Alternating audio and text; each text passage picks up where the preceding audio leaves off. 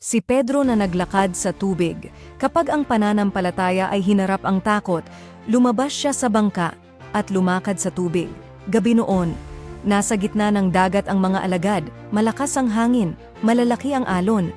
Bigla silang nakakita ng isang anyo na naglalakad sa ibabaw ng tubig. Natakot sila.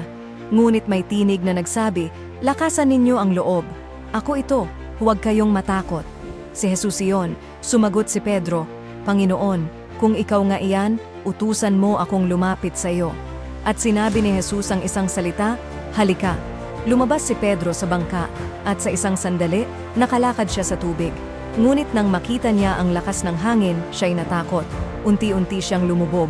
Sumigaw siya, "Panginoon, iligtas mo ako." Agad siyang inabot ni Jesus at hinila pataas. Ipinapakita ng kwentong ito na kapag nakatuon ka kay Jesus, nakakalakad ka. Kapag nakatuon ka sa takot, lumulubog ka.